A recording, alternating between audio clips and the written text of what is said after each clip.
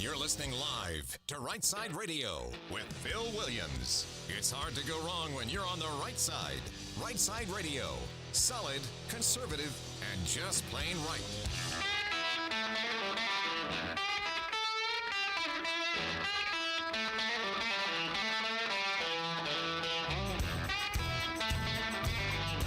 Alabama and Tennessee's syndicated news talk leader, Rightside Radio. Phil Williams here live in the Rightside studios. Man, we got the local, the state, the national, sometimes the international, and oh yeah, like the dude just said, solid, conservative, and just plain right. Man, here we are. It's Tuesday. What does that mean? Oh, food. It's a Taco Tuesday. Hit it, man. But more importantly, y'all know what today is, right? It's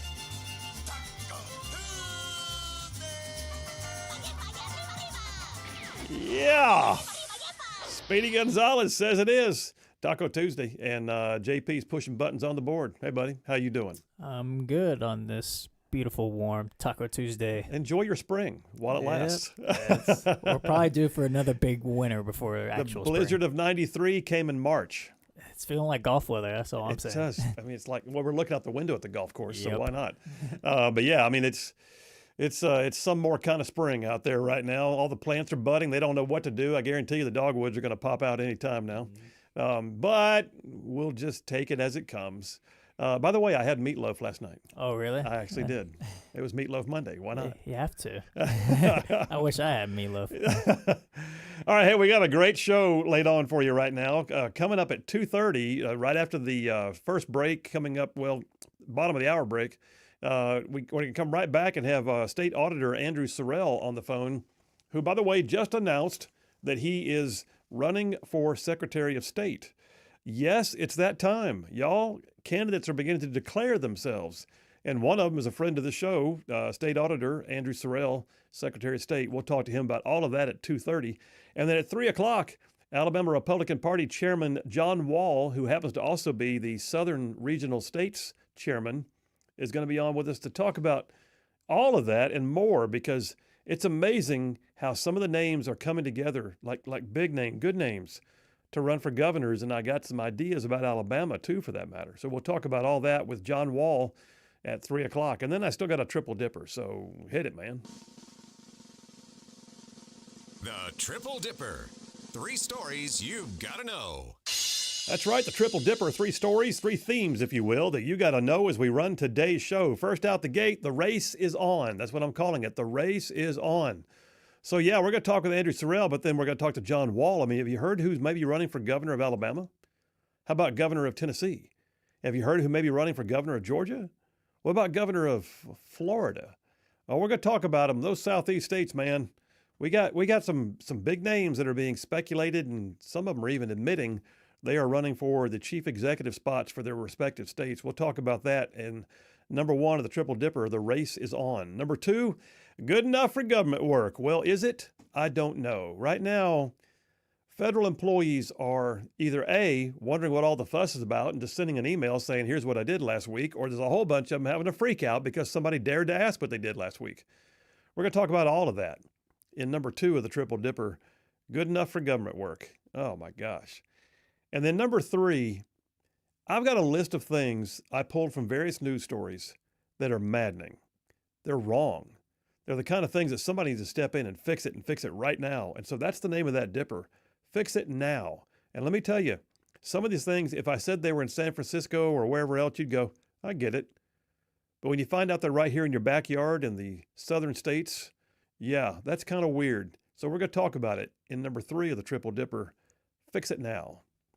All right, let me jump into the Rightside Way monologue, and I'll remind you guys that every single day, Attorney Stan McDonald, he is the sponsor daily of the Rightside Way monologue, and I'll tell you more about Stan McDonald here in just a minute.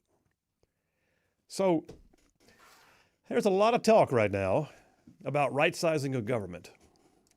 I mean, about bringing big government into a place of greater efficiency, about making government leaner and more responsive and certainly more responsible. And it's got a lot of people upset. But I have to ask, what's so upsetting? I mean, is it the loss of individual jobs? Maybe. But what else? Because there really is no other downside. And that one is big to be sure, especially if the job was yours. But in reality, a job that is not producing, not effective, not timely, not efficient is really not a job at all. It's just a place where checks are written for someone to have. But that's not the role of government. It's not. What this whole argument comes down to is the simple review of whether or not government exists for itself or for the people who fund it. Who is government for? Is government there solely to employ people? Or is government designed to bring efficiency and rule of law and order and security and essential services to the citizens that built the government? It really comes down to what you believe. And that comes down to principles. And that, my friends, is one of the things that separates progressives from conservatives. So why are we conservatives? There's several reasons. It's a question, though, that most never ask. I mean, they just are, right? For some of us, it's like, why do we breathe? I mean, if someone came up and asked you, hey, why are you a conservative? What would you say? Could you frame the discussion succinctly? Could you lay it out in a way that everybody who heard it would go, oh, I get that? You see, sometimes we just know things in our gut, right? But we've never had to put them into actual words. And I'm that way sometimes. Sometimes I just know things, like the fact that I love this country. You can't make me kneel down at the anthem. I get fired up when I see leadership in action. I get emotional when I see a family reunited with their soldier after deployment. And I can't always find the words to describe the feelings about those things. But sometimes, though, sometimes you got to find the words. You see, we should be ready at all times to genuinely and respectfully be able to describe why we are conservatives. And a feeling, that's something in your gut. And a belief, that's something in your mind. But a principle, that's immutable. It's a bedrock thing. And if we're going to be true conservatives in the face of a liberal onslaught like what we've been seeing, then we must be based in principle and know how to describe it. Okay, so here's one of those principles for you, going back to the government thing. I'm a conservative because I believe in limited government. What you talking about, Williams? Yes, indeed. I believe in limited government. I'm talking about the fact that the founders of this country saw fit to establish a democracy, a republic, designed to have three branches, the judicial, the legislative, and the executive. But they purposefully intended that it not get bloated. Conservative commentator Dennis Prager, he says that the bigger the government, the smaller the citizen, and he's not wrong. Now, rest assured, I believe that government does have a purpose. I've pointed it out many times. And I said, even as one of my examples is that Jesus himself even said, render unto Caesar that which is Caesar's, meaning that he recognized that earthly authority does have a place. The founders intended for a government to provide for the common defense, to establish the rule of law, to ensure that life, limb, and property are protected. And there are some things that governments are definitely designed to do. Governments are there to fight our nation's wars. They're there to establish trade with foreign nations. They're there to protect the vulnerable by means of police and fire departments, ensuring equal justice, enacting the laws through representative bodies of elected citizens.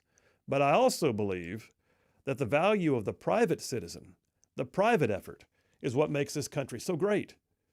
And when government is the first resort to take care of our basic daily needs, then nothing but bad things happen. More and more government means more and more regulation, stifling regulation too often.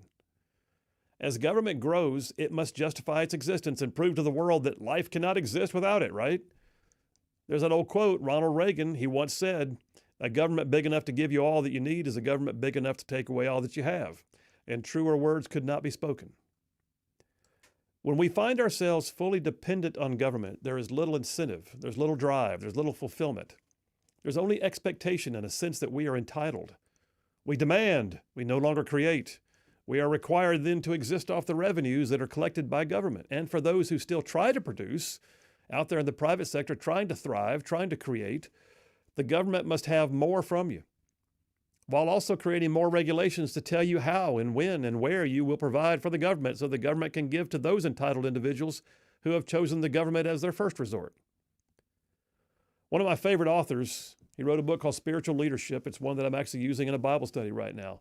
His name is Oswald Sanders. In a work that was actually designed for Christian leadership, but it applies in any category. And he said this one time. He said, quote, "The spirit of the welfare state does not produce leaders. If a person is not willing to rise early and work late to expend greater effort in diligent study and faithful work, that person will not change a generation. Fatigue is the price of leadership. Mediocrity is the result of never getting tired." That's a huge statement. Look, I don't want the U.S. to be a mediocre country. We should never desire to be a nation of low-level producers who reach out to government for the next stimulus check, the next handout, the next excuse why they don't have to go to work. A nation where productivity is stymied by so many regulations that folks just give up trying. Where taxation becomes so onerous that people choose not to even produce just to avoid having the government reach in their wallets again. And in that vein, I don't want a government that is so big, so entitled with its own existence, that the people that work in our government don't feel they have a need to justify their existence by answering a simple email that says something like, "Hey boss, here's what I did last week." Only self-entitled bureaucrats would find that offensive. But really, if we get down to the point, though, that people cannot exist without the government, it will only be because we've forgotten that government actually cannot survive without the people. Then we're just like that proverbial self-licking ice cream cone at that point, just existing for the never-ending loop of mediocrity, living off what the government gives us while in turn feeding an ever-growing government. I read a quote once, and I read it on the show once. It stuck with me for years, indelibly. I actually found it on a plaque on the wall in one of my favorite little meat and three local restaurants. It was a quote from a pastor named Adrian Rogers, who once said this, and I'm going to read it to you. It's a lengthy quote. He says, "Friend, you cannot legislate the poor into freedom by legislating the wealthy out of freedom. What one person receives without working for, another person must work for without receiving. The government can't give to anybody anything the government does not first take from somebody. And when half the people get the idea they don't have to work because the other half's going to take care of them, and when the other half get the idea it does no good to work because somebody's going to get what they work for, well, that, dear friend, is about the end of any nation." Yeah. So I'm a conservative for a number of reasons, one of which is limited government. I do not balk at government existing. I don't rail against the machine. I don't believe that all elected officials are corrupt. I don't. But I do believe that too much government is never best. For us to win as a nation, we must have the will of the people, not the will of the government. Government should exist solely to ensure that liberty actually survives, to free up the private citizen to build the better mousetrap, to set the parameters for national growth, to make options available, not mandates. Liberal progressives, they believe the American spirit's a myth, that government knows best, that you exist for the benefit of the government and not the other way around. Liberal progressives, they believe that government should always be the first resort when you face a personal hardship, not your family, your church, your community, certainly not your own self-determination. For the past few years, we have lived under more government regulation and interaction with our personal lives than perhaps ever in the history of our nation. But like so many of you listening, I'm a conservative. I believe in limited government. A government that is responsive, to be sure, one that actually answers when we call, right? But one that's not also in the way. I'm a conservative, so I believe in a limited government that allows freedom of movement, one that sets the stage for success and then steps back and applauds when the private sector knocks another home run out of the park. I'm a conservative. I believe in the satisfaction that comes from enduring, from creating, from achieving, from trying and failing and trying again and succeeding through effort, like real effort, not big government entitlements or stifling regulations. Limited government. Just one of those reasons I chose to be a conservative, because it is a choice. Now, how about they just answer the freaking email? It's really not that hard. And that's a wrap for the Right Side Way. Well, don't beat around the bush, Phil. Tell us how you feel. Now, there it is. That's the thing, man. Government has a place. It has a role, certainly. The founders knew that. God knows that. God establishes and ordains authorities in our lives. But still, there are times when the world takes over and, oh, by the way, it gets a bit onerous and too big for its britches. And right now, what we're watching is the rightsizing of government. Phil Williams, Rightside Radio. Y'all stay tuned. We will be right back.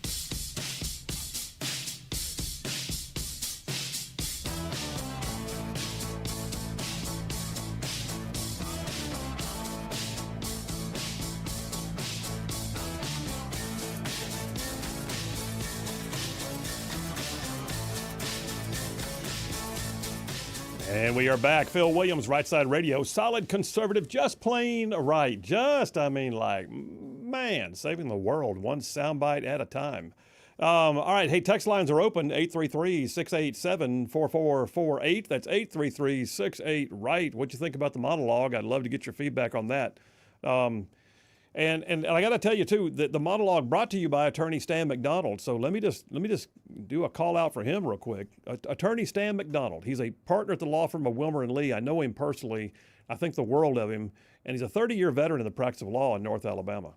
And not only, by the way, will Stan be the kind of guy who advocates for your legal needs and does it quite well, he's also been a warrior over the years for all the things that right-side ruffians care about, our politics, all of it.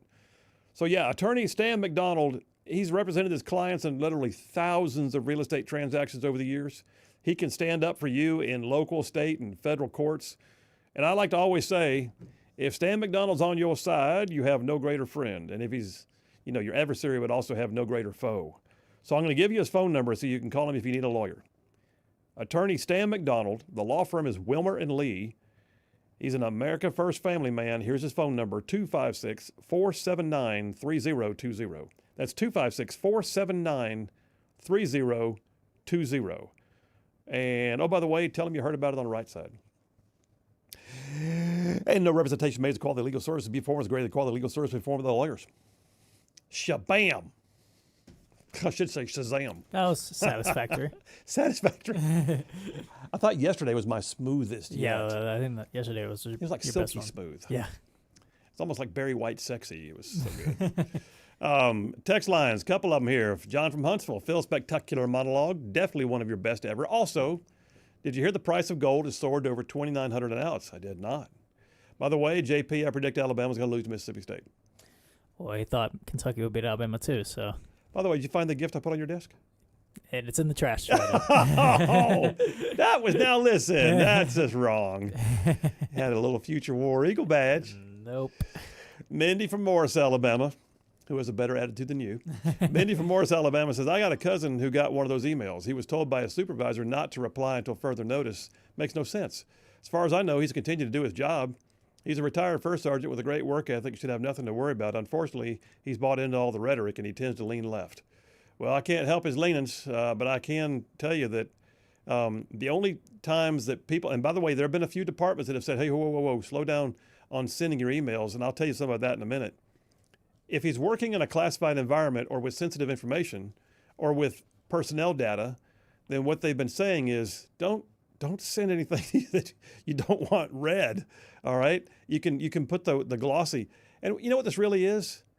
There's a lot of people out there, I said it yesterday, who are, A, not even working at all, not checking their emails, so they're not going to get it.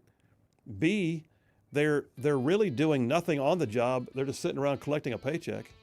And then C, there are people who actually have taken advantage of this, and they've been double dipping. They've been working somewhere else while drawing their government paycheck and just pretending they're at work when they're really not. So some of this has got to get figured out. The only way to do it is say, hey, where are you at? Come into the office, at least answer the email. All right, more on that. And coming up next, State Auditor Andrew Sorrell. Y'all stay tuned. We will be right back.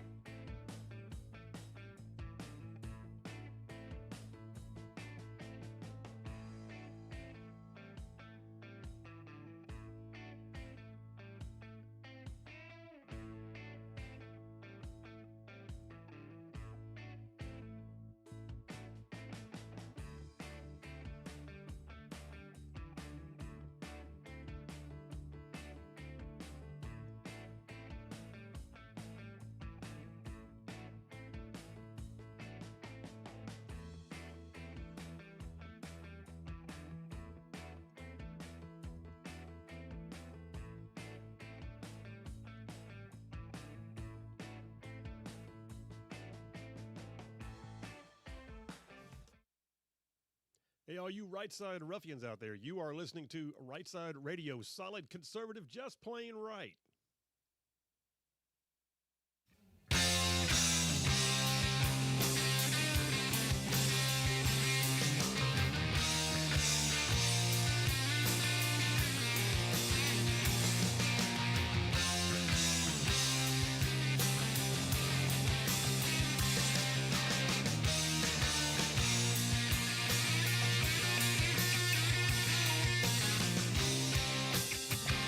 And we are back. Phil Williams, Rightside Radio. Solid, conservative, and just plain right. Just covering down on some major ground across the southeast U.S. of A. Y'all, I'm talking about this show.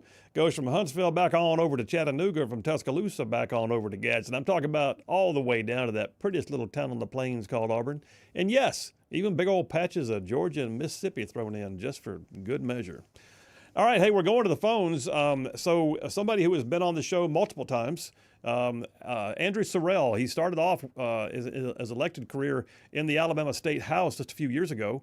Then he moved to the position of being the Alabama State Auditor, and he has now announced that he is apparently a glutton for punishment, and he's going to run for Secretary of State. I will tell you that during his tenure in the House, that he was noted as one of the most conservative members of the House, and I actually gave him an award called the Policy Warrior Award when I was at the Alabama Policy Institute. So without further ado, let me just bring him on. Andrew Sorrell, how are you doing? Bill, it's great to be on with you, and I did not realize I knew your show was big, but man, you really have a reach. We're covering some ground, brother. It's like every day is a new adventure. Well, that's great. The bigger the audience, the better. And yes, I'm a glutton for punishment. You know, some politicians don't really like the campaign aspect of it. I've never minded it. I'm a people person. I love going out there and explaining to the voters why I'm the best person for the job. And thankfully, the voters have narrowly agreed with me twice. I've 52 and 57% in my last two elections. I snuck on in there, but.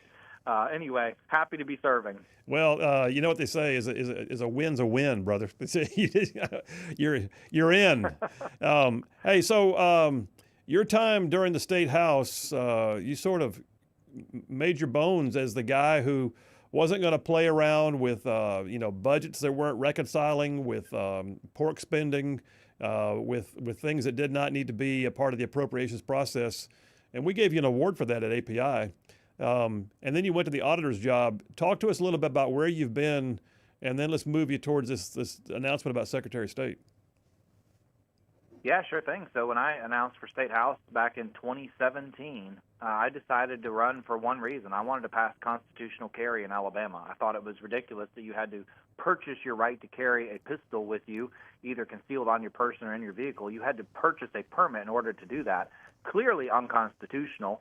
And I sponsored the bill to fix that, built it up from 7 co-sponsors my first year to 38 co-sponsors my last year, including the Speaker. And the bill finally went through. When it did, it was my friend Shane Stringer's version instead of my own, but they were virtually identical. And proud of Shane and the work he did. I was happy to partner with him. So that's in large part what I spent my 4 years in the State House working on and advocating for. Now, you mentioned being kind of a fiscal hawk, and I was, but I guess in some sense, but I said this the night that you gave me the award at Alabama Policy Institute. I said I don't even necessarily feel like I deserve an award. All I ever did was vote against borrowing money, vote against higher taxes, and vote against budgets that grew the size of government faster than the rate of inflation. To me, those are 3 very basic things that all Republicans should be voting that way. And I was a little bit surprised I got an award for doing it. But thank you for the award. I'm sitting here. It's on my mantle in the state auditor's office right now. I'm looking at it as we speak, and I did appreciate that. Also had a perfect 100 on my American Conservative Union scorecard in 2021 and got a chairman's commendation from the chairman of the Alabama Republican Party for my work on civil asset forfeiture reform. So I did have a very strong conservative. I was never ranked lower than 5 in the State House, and normally I was number 1 most conservative while I was there. And then ran for state auditor in 2022 and was fortunate enough to be elected. I've served 2 years in that position. I appoint board of registrars members throughout the state, 66 different appointments, and serve on the Board of Adjustment, the Penny Trust Fund Board, and have a few other various duties. So thoroughly enjoyed my time there as well, and that kind of brings us to where we are today. And I'll be honest with you, in today's environment, I could say it this way and people will know what I mean. If it's done well, done right, the auditor's office can be the Doge of government. Am I right? It can be, and it should be. One of the things I wanted to push for when I first got in here was to give the auditor's office basically Doge. This is Doge before we knew what Doge was, right? Yeah, I had this idea years ago at the state government level, and I wanted to investigate state government spending, look for where we could save money. And there were some other agencies. I was kind of stepping on their toes. I know Senator Orr had created one called ACES, Alabama Commission on the Evaluation of Services, that does some similar things. But it wasn't as broad and comprehensive of an effort as I wanted. And obviously what we're doing in Alabama is not adequate because our budget has grown from $2.1 billion in the general fund to $3.7 billion this year.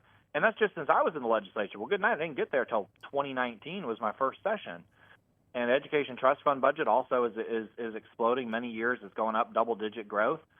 So, if we're looking for – everybody is for Doge and for cutting spending until it's their program or their thing that they're passionate about. And then all of a sudden you find out they're not that serious about it. And I loved Ron Paul had a quote on this on Twitter the other day. He put this up.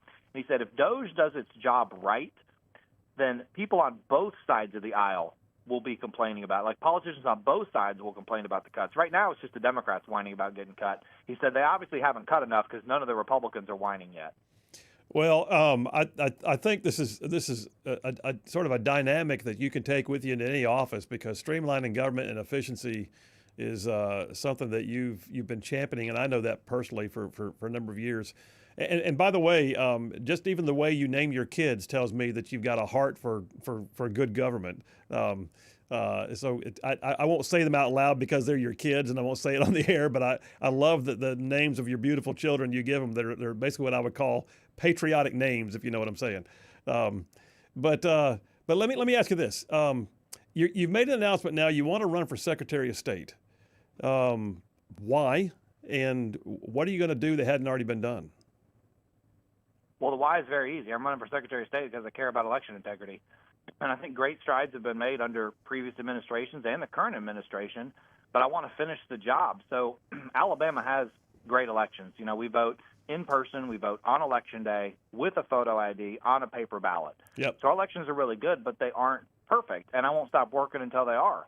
Now, Phil, you're a student of Alabama politics. You're probably going to be familiar with these races I'm talking about, but Debbie Wood won her runoff in 2018 by 6 votes. The Tom Watley J. Hovey State Senate race came down to 1 vote. 1 vote. The Conecuh County Sheriff's race that's still being litigated came down to 1 vote. There are so many examples of close elections, and I think Alabamians deserve to know that every vote that counted was a legal vote. So that's the short version of why I'm running, and I'll be happy to get into what I would build upon the foundation that previous secretaries have laid.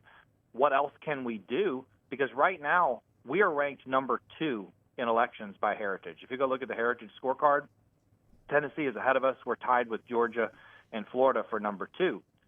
By the way, great to have Alabama at the top of some rankings for once, other than in just college football. I get tired of the number 49 and thank God for Mississippi type stuff we normally do. We have really good elections. Why aren't we number 1? Well, the most glaring omission from Alabama elections is that we don't audit them. I got a phone call from a friend last week in Chilton County. He goes, Andrew, he said, you're not going to support that election audit bill, are you? And I said, you do realize you're asking the state auditor if he's going to support an audit bill, right? And he kind of laughed, how silly. Of course. I support property audits, financial audits, procedural audits, performance audits. And yes, election audits are a fantastic idea. Alabama scored a big goose egg on the election audit portion of the Heritage scorecard. So if we're going to get to number 1, we got to audit our elections. The right way to do it is to involve the probate judges, your local election officials, your board of registrars, get input from them. But you've got to randomly select precincts and hand count them to make sure that the count matches what the tabulator said. Now, we did this on a small scale in 2022. 3 counties. David Stanridge had the bill. I voted for the bill. We did Houston, Marshall County, and Dallas County, 3 counties that volunteered for this one-time election audit. The count in Dallas County was not correct. They hand counted it 4 times. I've spoken to the probate judge. It was off by 2 votes in the governor's race. Why? Nobody knows. But the numbers didn't match. That's why we've got to have a larger scale audit that's permanent, happens every single election. I know this, and you know this. If people are not getting audited, they're more likely to cheat. That's right. Right? That's right. I mean, and that's just common sense. And I assume that the audit would then also be published so the results could be seen by the public. Is that right? It has to be. It's got to be like right now. The 2022 audit we did is available on the Secretary of State's website. You can go read it. You can see where they hand tallied the ballots and everything. You can read their notes. It's all very transparent. That's exactly the system that we should have. And speaking of transparency in Alabama elections, it costs $38,000 to buy the Secretary of State voter list for Alabama. That also is the highest in the nation. Wow. For transparency's sake, we got to bring that cost down. I mean, this is public information. The public deserves to know who is on the voter rolls. And I say that with great confidence because that's Alabama law. Yeah. Phil, your probate judge is required to publish the voter list every 2 years before the primary. They have to publish a voter list in a local newspaper. So it's transparent. Everyone can go see who is registered, who is eligible to vote in this upcoming election. But no one's going to go buy 67 newspapers and compile the voter list. Like if you want to purchase a voter list, you have to do it through the Secretary of State's office. Other states are selling it for $5,000 or less. Yeah, that fee needs to be slashed, and that's a promise I'm going to make if I get elected. And I think that's huge, especially as someone who's run for office myself, and you know it too. Buying that voter list, it's not like you're buying key information. All you're doing is making sure you know who the registered voters are and be able to focus your campaign. But also then you can purge the accounts, and counties can purge the account. I mean, it's a big deal. So let me ask you this. One of the things that's a huge deal too for Alabama, and we've gone through the ringer on this in recent years, is redistricting. And there is still, if I'm not mistaken, there's still pending litigation about our congressional districts that were redrawn for us by the courts. Am I correct in saying that's still an active case? It is. It is still an active case. Yeah, and I know you probably can't comment on it because you're actually running for the position. But the reality is, your office would wind up having to deal with the aftermath of that case, whether it be a win or a loss for Republicans. It's going to wind up being something that the registrars have to realign the lines for, that the voter lists have to be correct for, and that everybody's voting in the correct district. I mean, being the chief election officer is more than just a few of the things that you've already cited, which are huge, but there's a whole lot of aftermath of things like redistricting that you got to deal with too.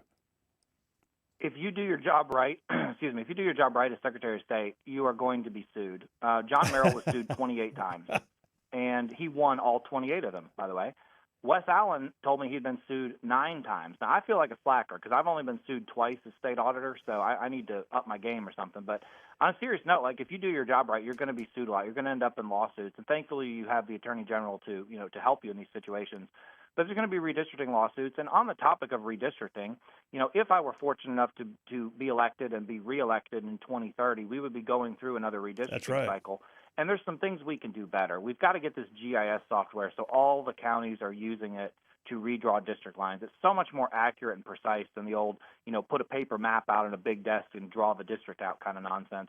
This is the 21st century. We've got to move past that. I've made a big emphasis on appointing board of registrars who are qualified, who know how to use the computer. I had people wanting to be reappointed to the board of registrars, and they said, well, I'm going to have to mail you in my application. I don't know how to scan it and attach it to an email. Oh, I thought, okay, well, you know what? You probably shouldn't be a registrar if that's the case. No doubt. In fact, thank you for letting me know, so that just saved me some trouble. Listen, I think that this is a big deal. It's a huge job. People don't realize to the extent, and then you have to coordinate or try to coordinate with all the other secretaries of state because there's overlapping if somebody moves from one state to the next, voter records have to get updated. I know that's one of the things, and we only got about a minute left here, but I think Secretary of State Wes Allen helped create some synergies among states on that very issue. Am I right? Yeah, I'll end on this point. He created what's called the Alabama Voter Integrity Database. We share data with 7 surrounding states. We compare the voter lists. We eliminate duplicates. ALEA sends us information of people who get driver's licenses in other states, so we can begin the process of removing them from the voter rolls. We were down 6 points to Tennessee on the scorecard in accuracy of voter rolls. We've got to improve it there if we want to be number 1. That's good stuff. Well, listen, State Auditor Andrew Sorrell vying to be Secretary of State Andrew Sorrell. If folks want to find out more about you, have you got a website up yet? The website is coming soon, but you can find me, Andrew Sorrell, for Secretary of State on Facebook. The Facebook page is up as of yesterday. All right, man. Well, we appreciate your time. We'll have you back on again as things progress, all right? Thank you so much, Phil. All right, take care. Yeah, so in case you hadn't figured it out, the election season's heating up already. Like, already. Didn't we just finish an election season? Yes, it's perpetual. It never ends. It's called democracy. Y'all stay tuned. We're going to take a break right now. We'll come right back, catch up on some text messages, and discuss a few things. And then top of the hour, John Wall calling in. Phil Williams, Rightside Radio. We'll be right back.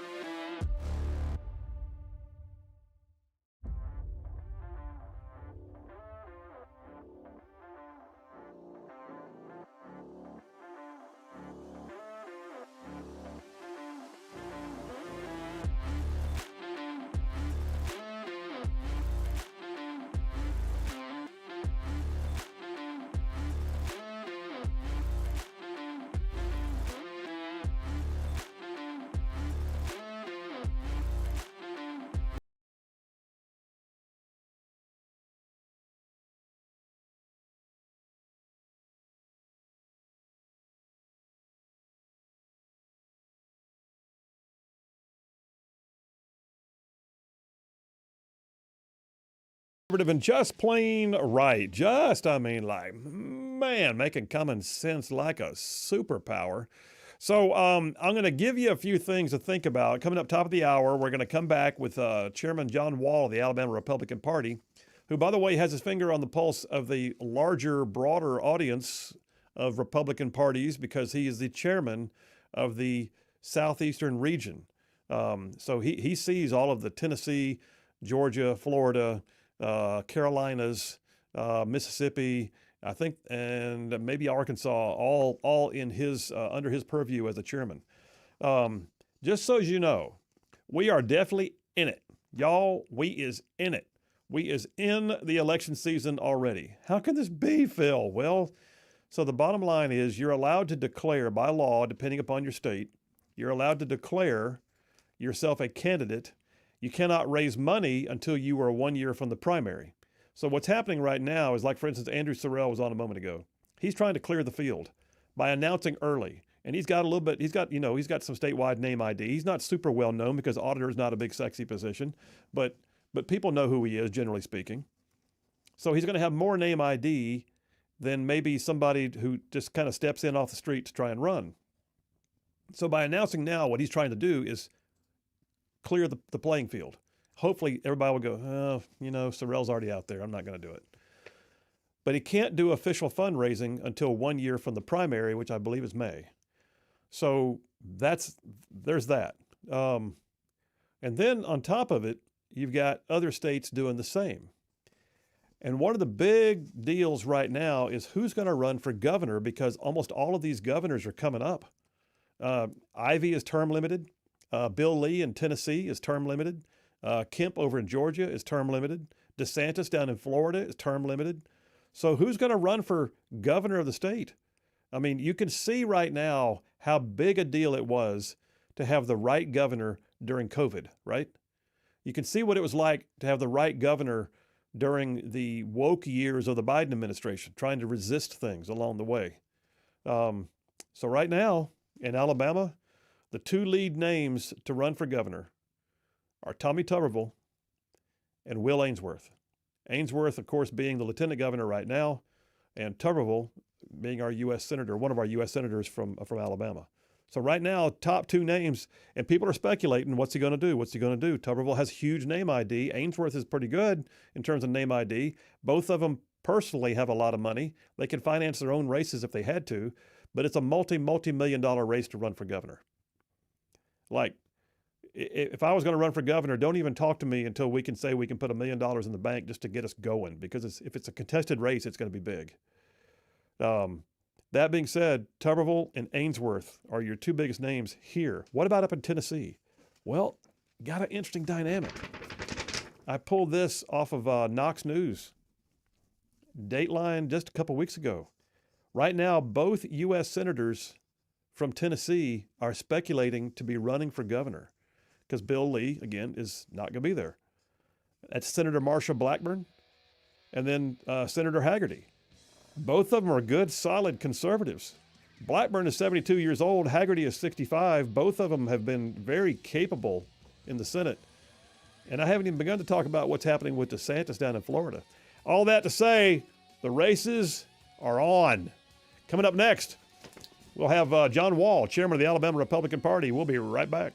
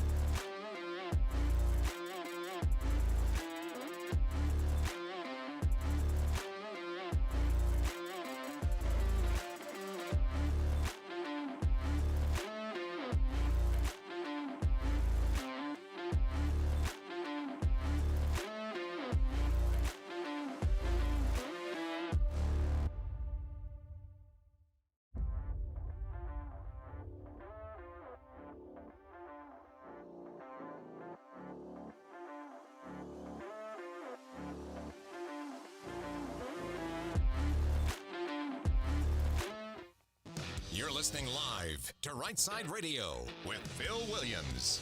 It's hard to go wrong when you're on the right side. Rightside Radio. Solid, conservative, and just plain right.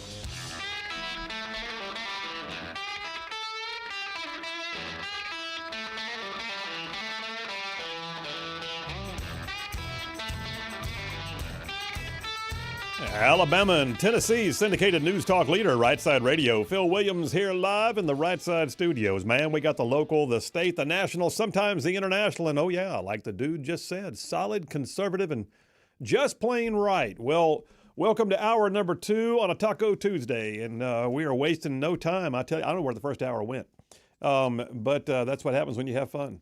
But hey, listen, I'm going to bring on somebody who is definitely a friend of the show, somebody who has been on multiple times. John Wall is the chairman of the Alabama Republican Party, but he's beyond that. He's got a national perspective because he's the regional chair, if I'm saying it right. He's the chairman of the Southeastern Regional States for the Republican National Convention. In other words, he sees a lot of states, and he's doing a great job where he is right here in Alabama. So without further ado, let me bring him on for his perspective on things right now. John Wall, how you doing? I'm doing well, sir. It's good to be on the show. Oh, thank you very much. Hey, but did I get your title right? I was mangling it, but you are the chairman of the Southeastern Regional States, is that right? It's close enough. So the technical term is actually an RNC vice chair. So it's actually a national position with the RNC, but they're divided up into regions. So mine is the southern region, 14 states in the southeast. Okay. Well, you made it sound a whole lot better than I did. But either way. That's my job. My job. Either way, you see a bunch of folks. So let me ask you this. I see governor's races already shaping up. People don't realize that we're already kind of getting into an election season because they can begin raising money. Was it 1 year from the primary? Am I right in saying that? No, that is correct in the state of Alabama. So different states have different finance laws and finance rules. In Alabama, you can start fundraising a year out from the primary. Some states, it's even earlier than that. So, yeah, it's hard to believe we're right back in it. Looking at 2026, especially the primary cycle. Candidates are starting to start to talk. We've already had a few announced, and so I think this is just going to be a trend that continues. We're going to see a lot of movement, a lot of talk about this over the next few months. Well, I've got an article here from Yellowhammer. It came out right about a month ago or so. Tommy Tuberville saying he never say never when he was asked if he was going to run for governor. And then, of course, Will Ainsworth's been speculated for the longest time. So Kay Ivey is term limited. Alabama, what are you thinking? Is it going to be a competitive race? I think this is one of those to watch, especially for the state of Alabama. This is the biggest question, and it's what all the politicos behind the scenes are talking about.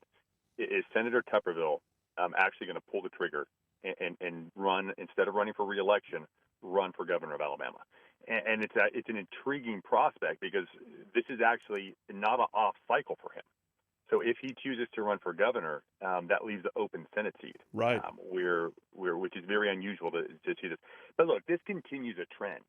Whether that's up in Tennessee, where you've got Senator Blackburn, who has kind of let it be known she's running for governor. Right. Senator Haggerty, we know, looked at it, although it looks like he has now chosen not to get into the governor's race. Oh, really? Okay. But look, just 2 years ago, Senator Braun up in Indiana left the U.S. Senate to run for governor, won the race. And we've got another U.S. Senate candidate up in Idaho who is leaving the Senate to run for governor. So this seems to be a trend in the U.S. Senate right now. Senators wanting to come home, back to their home states, and run for governor. And I think it speaks to the knowledge that what we've all known kind of in the political circles for a long time. Local government and state government play a big role in policy. Oh, absolutely. That's right, and it's very important. And I'm actually glad to see the understanding of that and kind of getting back to our grassroots and getting back to looking at the local and state level for changing policy there first, as well as Washington, D.C. Well, and it kind of makes sense, too, in the actual political campaigning sense, because they already have run statewide races because U.S. Senate runs statewide. I mean, we had Bob Riley was a congressman and then came out of his district and to run for a statewide office of governor, did a great job. But that's more of an uphill climb. You've got, at this point, somebody who's already run statewide. They're known statewide. They've got a statewide campaign network. They understand where all the counties are and how to plug in. All right, so You mentioned a minute ago about Tennessee. So I've got an article here from Knox News just only 2 weeks ago saying that Blackburn and Haggerty were both considering the run. You're saying that Haggerty is actually not running right now. Is that right? Or leaning away? I think you're going to see Haggerty run for re-election. So I know he put that out in some of the political circles. And I think once Marsha Blackburn kind of decided she was in that governor's race, Haggerty and Blackburn have always had a very good relationship. They work well together in the Senate. And I think once she was like, okay, I'm for sure doing it, he's, that kind of got him out of the governor's race and looking back at re-election. Okay, well, we'll see. Marsha Blackburn, I mean, she's no shrinking violet. I mean, she's fair to get in the mix, and she's got a good name in her own state, I think. No, that's absolutely right. And she is not in Senator Tuberville's position, where she actually is not up. Her Senate seat is not up on the same cycle. So if she wins governor, she would also appoint her replacement to serve in the U.S. Senate. Wow. Which would be a very interesting position. And look, a big question in Tennessee, who would Marsha Blackburn appoint if there is an open Senate seat? I mean, the intrigue just it boils over at that point. So, all right, Georgia, looking to our east. Kemp is term limited, I believe, and we're already hearing that right now. I think it's the kind of more of a establishment type guy. The Attorney General of the state, I believe it is looking at running, but there is also someone who is more of a MAGA Republican, if you will, a guy named Burt Jones, who's also looking at. Is that going to be a competitive state? Do you think? Georgia is a very unique state, and I say that because I think we may not have even seen all the potential candidates even come up. It could easily be a businessman in Georgia that no one else is even thinking about right now, but decides, you know what, I might put my hat in the ring and see what I can do. So I think the Georgia field is still very much, very much in flux. I think we'll see multiple candidates run. I see as many as 6, 7, 8 candidates get into that race, and I think a lot is going to come down to who can gain traction with the grassroots support. We saw with the November 5th election, the people of America and the people of Georgia are ready for a change. They want something different, and I think it's going to be interesting to see who can communicate that message of freedom and liberty and the American first agenda, because I think that's what Republican primary voters want. And a lot of it comes down to who has the right message and who can raise the money to get their message out. Yeah, and I hear all that too, but I also look to my east and I recognize that I have 2 Democrat senators in that state right now, and I hope there has been a shift. But do you feel like the Democrats could put on a strong front in running for governor of the state of Georgia? Oh, absolutely. Look, the Democrats are not going to surrender Georgia.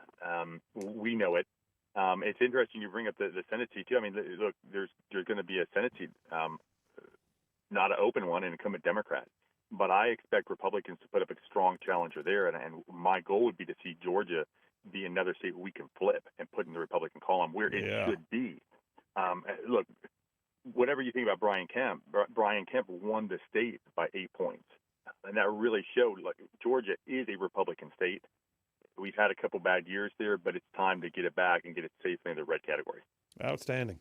Well, listen, the big elephant in the room, Florida. So there was an interesting dynamic. Byron Donalds, Congressman Donalds, is already being talked about as a governor for the state of Florida. He got a Trump and Elon Musk endorsement the other day. And then apparently he does not have the endorsement of the current governor, Ron DeSantis, who has been, one of the highlights of the conservative, governorships around the nation. DeSantis is not a fan of Donald's and even floated his own wife's name as a possible candidate. What is going on in Florida? Florida is one of the I had actually not heard the rumor about DeSantis' wife. That is a very interesting concept. We here in Alabama would understand that more than most with Laura Lee Wallace. I'm running after George Wallace. Very proud and glad that DeSantis is on the opposite side of the aisle there. But yeah. Look, DeSantis is one of the most popular political figures in the country, but his popularity in Florida is the next level. And I think it's intriguing if we're going to have a clash between, a Trump versus DeSantis clash in the governor's race in Florida. And once again, this comes down so much to who all actually get in that race. And look, if you're talking about a Byron Donalds versus Mrs. DeSantis, you're talking about a clash of the titans. Yeah. And it would become one of the most expensive primaries in the nation's history, and one of the most watched primaries in the nation's history. So fasten your seatbelts on that. It's going to be, no matter how that works out, I think you'll see one of two things happen. I think one, you'll see Donald and DeSantis get together and a kind of a consensus come together, and Donald is the guy from the conservative right. Or you will see a division, whether that's whatever candidate that is that DeSantis would pick.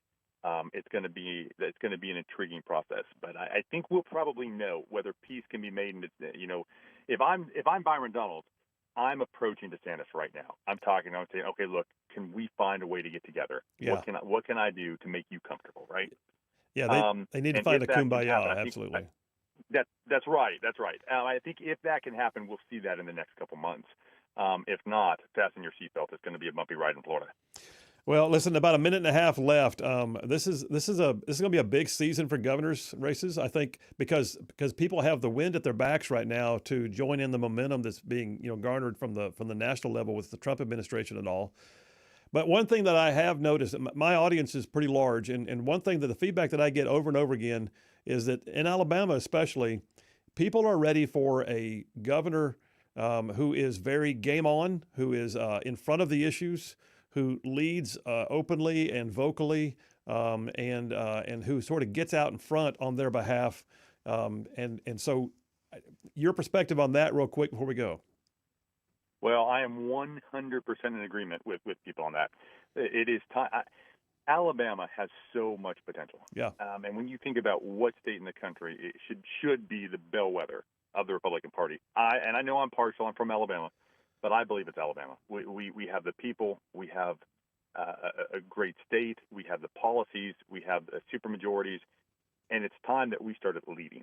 And whether it's governor, state house, state senate, lieutenant governor, secretary of state, we need to elect public officials who are ready to claim our spot as a nation's leaders and speak boldly on conservative principles, not steer to the left, and really say, look, it stops here in Alabama, and we're going to do the right thing. Perfect place to leave it. Alabama Republican Party Chairman John Wall, Vice Chair of the RNC for Southern States. Thank you for your time, my brother. We appreciate you.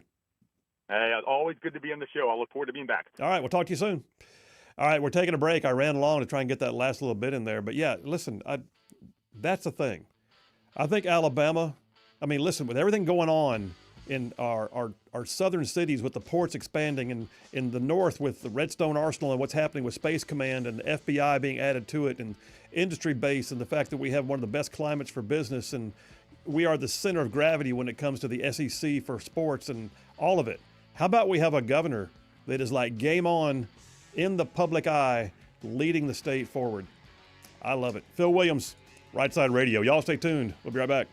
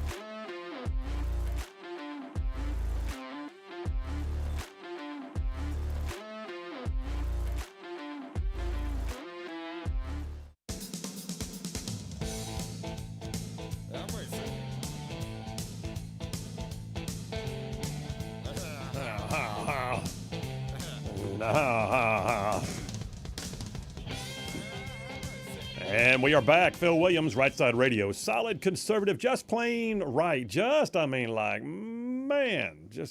pulling pins on truth grenades in here. So I'm going to text messages. If you want to text it in, call it in. Same number for both, 833-687-4448. That's 833-68-RIGHT. Scott from Athens, he says, if everything had been on the up and up, I do believe the Honorable Roy Moore would beat Doug Jones. So yes, audit the votes. Oh, yeah. Whew, I was in the thick of that one, let me just tell you. Roy Moore was from my county. I was the state senator for that county at the time, and I was the Republican Party chairman for that county at that time. So yes, I was all up in that business. Mike from Florence, Alabama says, when you contact any government office, you should be able to get a valid response, not just a generic one or a that's not my department, or more often than not, no response. I've contacted several over the years, including local, state, and federal, and most would have given up a long ago because their questions weren't answered or the answers addressed. Or issues addressed. While I wasn't always satisfied with the answer, I can say that I've always gotten a personal response from Steve Marshall's office and from Dale Strong's office. Can't say the same from most other offices. All right. Ringing endorsement. Mike from Florence, thanks. Spence from Harvest. Oh, this is a long one. I can't. So Spence, I'm going to have to come back to this. But I appreciate you. It's like a small book here. I'm going to have to go back and read it. JP, check on Spence's text for me and let me know. Shane from Lacey Springs says, double dipping is lame. We triple dip around here. Well, see. Oh, Shane. Anyway, Shane, we have your phone number, by the way. But anyway, what Shane is snarking about, though, and it's pretty funny, but it goes back to a point that I made earlier. This thing about, we're going to talk about here in a minute, about federal employees are just freaking out because how dare Elon Musk ask what we did last week? Why? Is it a secret? Are we not supposed to know? Are you not supposed to ever have accountability? Is there a reason why you're afraid to say it? Are you ashamed of what you did or didn't do last week? And part of the reason why it's necessary is because it's widely believed that there are a number of federal employees who are gaming the system. They're drawing their government paycheck, and since they're working remotely, air quotes for those who can't see the live stream, since they're working remotely, they're out there double dipping. They're doing another job. They're driving Uber Eats or something while they're who knows, and still drawing that paycheck and pretending they're at work. So how about you answer the email? Bobby from Huntsville says another long text. He says federal workers outraged that they have to provide a work summary. Well, he's a truck driver apparently. He said, I have an in-cab camera facing me, watching every move I make 24/7. I have an electronic device on the dash recording when I stop, when I go, and for how long, and for how fast, or for how slow I'm driving. I have an electronic logbook telling me when I can drive and whether or not I'm tired. I have a satellite device on my truck showing my exact location. I have to get a medical checkup every year or two to prove I'm healthy. The interstate is dotted with traffic cameras monitoring my speed and weight sensors in the road to make sure I'm not overweight. I live in a free country, and it's shared, by the way, from the original Boston Bandit. Wow. He makes a great point. They don't understand the private sector. I literally had a discussion with a teachers union member once when I was in the Senate, and they were mad because we were having to ask them to contribute more to their insurance premiums. And she has full medical with like hardly any payment at all. And I looked at her and she was like mad. Are you going to give me back my so-and-so? I said, no, ma'am. And she looked, why not? I work hard. And I said, do you know what the private sector pays for their own insurance? She just stared at me. I said, one of my employees who has to get insurance on her own literally has to pay upwards of $800 to $1,000 for her policy. And she stared at me like I was lying to her, because she has no clue. Bobby from Huntsville, great one. Thank you very much for that. By the way, he's still a 40-year driving veteran, he says. So thank you very much, man. Wheels of Commerce, you and Jeff from Indiana. All right, I got more texts. Text it in, call it in, 833-687-4448, and then we'll jump on into good enough for government work. Y'all stay tuned.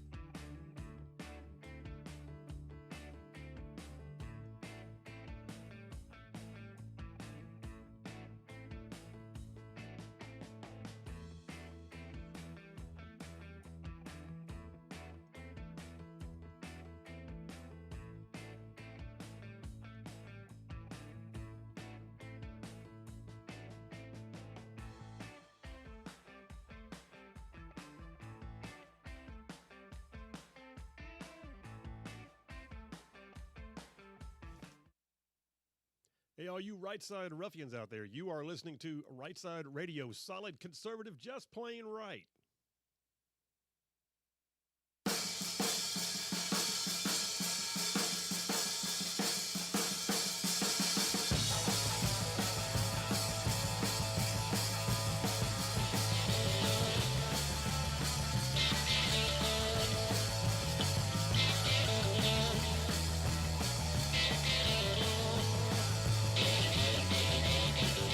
And we are back. Phil Williams, Rightside Radio, solid conservative and just plain right. Just covering down on some major ground across the southeast U.S. of A. Y'all, I'm talking about this show.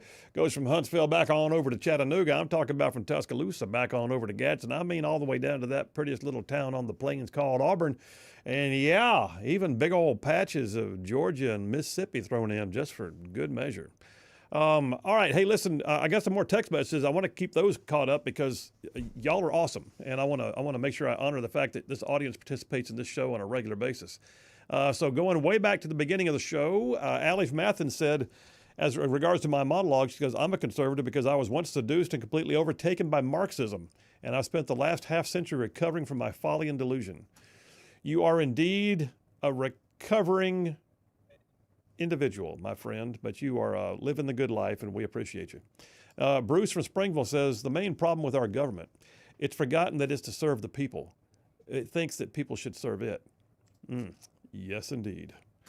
Jeff Rowe from Indiana checking in. He says, Phil, back in the Great Depression, the government created the WPA, the We Piddle Around. Or they would actually, one guy would dig a hole, another guy would just fill it, just to give them something to do and pay them so they could survive. Apparently, the WPA is still alive and well in government agencies where no one can tell you exactly what they do, and they cash a check to keep them sustained. In my opinion, if you can't justify what you're doing, it don't need to be done. Let's end the WPA with Doge. And Jeff Rowe, there you go. Bordeaux from Harvest checks in about the monologues. Is spot on today, Phil. So glad you're on the right side. Thank you, Bordeaux. Appreciate you. And then KB from Hartselle says, I work for a company that supports an Army contract on Redstone. In our contract, it states that all employees will submit a report weekly outlining accomplishments to the Army contracting officer. I think this is the definition of irony. Yeah, KB, no doubt. Isn't that funny? The private sector being required to tell the public sector what it's doing, but the public sector does not want to reciprocate. That's apparently where we are. Dave from Madison says, I tend to believe that the Doge email is also trying to find redundancy and duplication of effort. Yes. If through their email inquiry they determine there are multiple people in multiple organizations doing basically the same thing, one of those organizations is not needed. Well, and that's, by the way, that's also what you're seeing. David, good text. What you're also seeing is that with USAID. USAID was operating as a separate wing of government, a department in and of itself. And yet, USAID is supposed to answer to the State Department. So what they're doing, they're folding it into the State Department. And they're also getting rid of all the extraneous jobs because once they fold it into the State Department, they don't have to have all of the support staff and otherwise. And I hate it, but I've got one article in my stack here that says that Trump is about to do a reduction in force. USAID employees, 1,600 people are going to lose their jobs. And I hate that. I mean, I really do hate it for them, but yet I understand it. It's what's supposed to happen.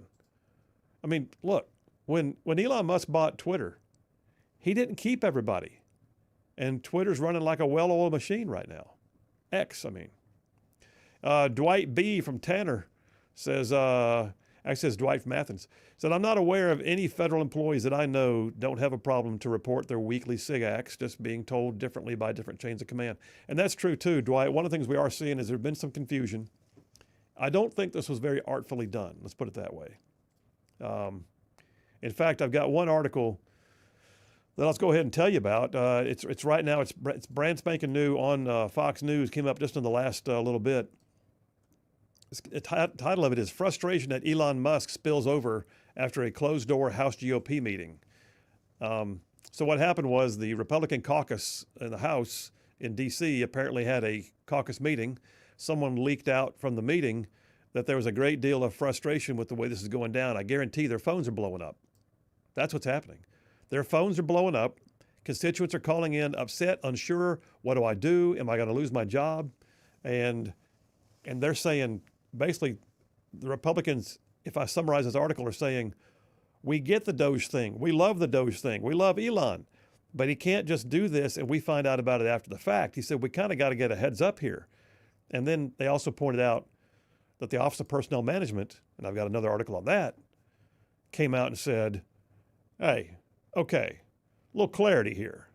We're not saying you have to answer the email. It can be voluntary if you're in a position where doing so would reveal sensitive data or sensitive information or personnel issues or classified projects or sourcing that you can't divulge. So what we're finding now is there's caveats to what can be said in an open source email. But here's the thing. Some of the complaints are not about that. Most of the complaints are not about, well, I'm just concerned, am I going to have to give away? No one's saying that. All the knuckleheads and the chuckleheads that are going on to CNN and MSNBC and putting out their weeping TikTok videos, they're all complaining that they have to do it at all. Yeah, they're saying it's traumatizing. Thank you. Yeah, like the one who was on CNN, I think this weekend, and said, well, I was just shocked when I got like this email and I had 48 hours to respond. And I'm thinking, that's just wrong.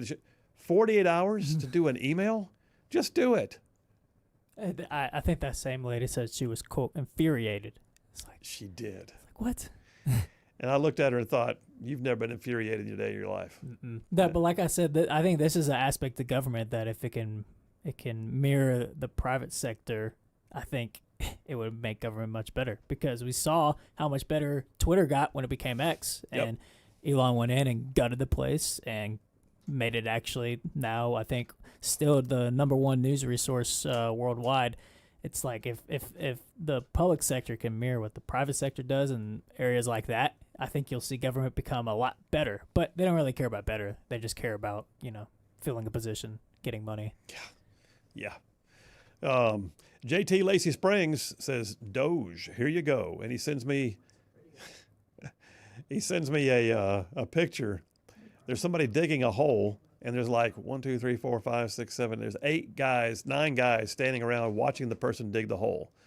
And it says before Doge, and then it says after Doge, and there's just one guy digging a hole. Perfect. Dana from Athens says, I'm pretty sure that when Advance Auto Parts bought out CarQuest, people were let go. It's business. Yeah, and by the way, let's not forget. Thank you for that, Dana. That reminds me. Let's not forget. It was not so long ago that we had the Biden administration axing the Keystone Pipeline. 1,000 jobs went away overnight. They also, oh, by the way, started crushing the auto industry. And then Biden very cavalierly said, well, they can go out and get green jobs because we're going to try and create green jobs now. What a stupid thing to say. But the reality is Democrats can crush jobs with their liberal policies all they want, and nobody says boo about it. And yet right now, the fact that we're asking for people to just tell us, are you really there? Hello, hello, hello, hello, hello, hello, hello. Are you out there, there? That's not hard. It's just what? Dare I say, Biden shutting down the Keystone Pipeline was more authoritarian than what they're just doing right now. Because not only did it take away jobs, it made energy much more expensive. Not only dare you, you dared. I did. I just dared to do that. Marcus from Huntsville says, I am not even convinced anyone was going to read the email replies. I think it's more of a litmus test on who actually pays attention to the job, who can do a very simple task to save their job. It's the easiest way to hit low-hanging fruit for either non-performing employees or non-compliant employees that will become combative. It's absolutely right. And by the way, some of them have gone out and made some very cavalier, very profane, very downgrading, degrading statements about their boss. And you know what? That's grounds for termination, people, just so you know. You just don't go out and badmouth the boss and then expect that it'd be okay. Just saying. Let me go to the phones real quick before I run out of time. Line 1, is that Brian? Brian from Huntsville. Hey, man, how you doing? Doing okay. And between the monologue and some of the emails and other coming in, if you're working for a government contractor, and probably I'd never worked other than the Army straight for the government, you got things that you fill out every day for every instant that you do something. And it's either in like Salesforce or Remedy or something like that. and you have to put notes in there. Now, if you're questionable about if those notes can be sent or portions of them, then you get with your supervisor and security and ask, see what's cleared and what's not, and you use that portion. That's exactly right. It's not rocket scientist.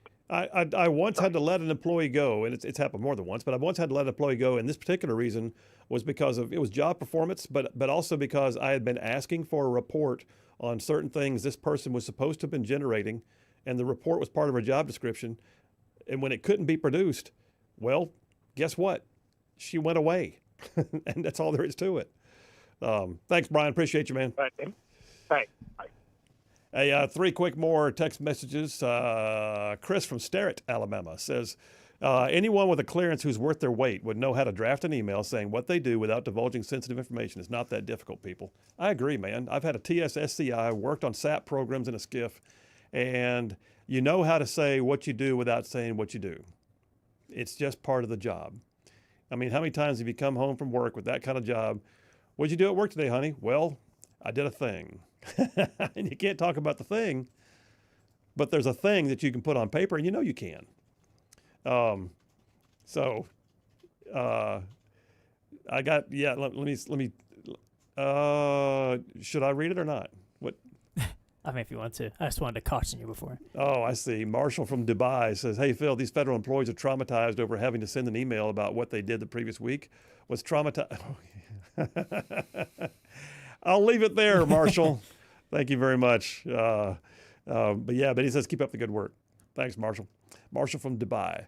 And then Dustin from Hillsborough says, this sounds like Doge is exposing who's in the cacistocracy. Yes, a cacistocracy, a government run by the least competent of its citizens, a cacistocracy. Look, here's my opinion. Send the email. Do it.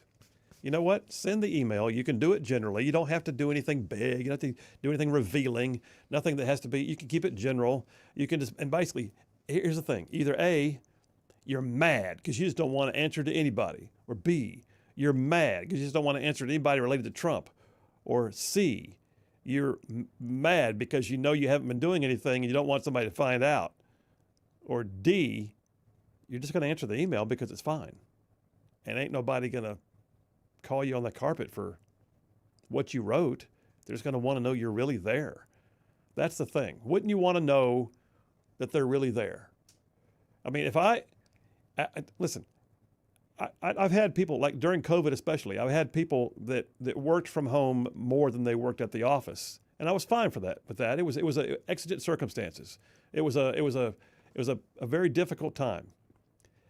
Even then, I had to check that the billing records were being updated because we have a cloud-based billing system at the law firm, and I could see that they were working.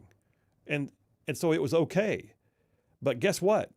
When COVID was over, we're all back in the office and everybody's getting work done. And that's just the way it's supposed to be. It's called life. It's called accountability. And those who believe that they're immune to this because of politics, you're deluding yourself. If that's the case, then you're saying you don't care who the boss is as long as your feelings mean more. And you don't get to go to work for somebody else's employment and decide how you feel is more important. If that's the case, go get another job. Just saying. Wrap this up. Robert from Ardmore says the problem isn't having the ability to articulate in 5 bullets something that we did last week. The problem is that our leadership has instructed us not to respond to Elon's email. Yes, if you got a directive from your supervisor saying don't respond, then fine. If you didn't get the email saying don't respond, then I would say respond. And you know what? The reality is most of the ones saying don't respond are because they're concerned about what would be said. So this could have been handled better. I understand it. But Robert, you're not the problem. The problem is the fact that there are people out there who are just incensed with the idea of anyone daring to ask. And that's the problem. Birch from New Hope says, problem is Elon says reply or you're fired. Then people on the ground have their management tell them not to reply. I get it. That's not the point. The point is what people are saying out there right now about how dare they even ask. That's the big deal. Barbara from Trinity says, John Maxwell in his book, 21 Irrefutable Laws of Leadership, says new leadership will often let the old workers go. It has to do with their loyalty and to allow for new ways of doing things. It makes sense. Brian S. from Huntsville. My sister is very conservative, works for the DOD as a civilian. Part of her problem with the email was 3 of her leaders in her chain of command told them not to respond to the email. There's too much confusion around it. I would question why her leaders said that. Go with OPM's directives.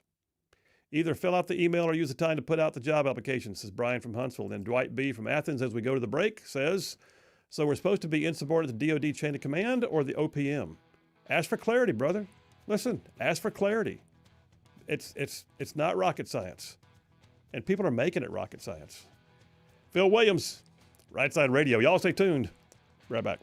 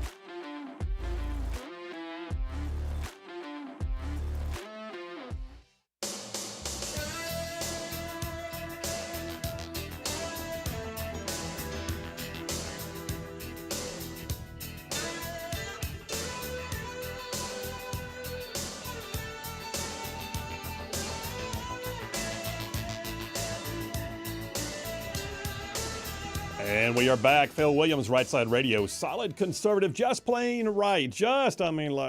Making common sense like a superpower.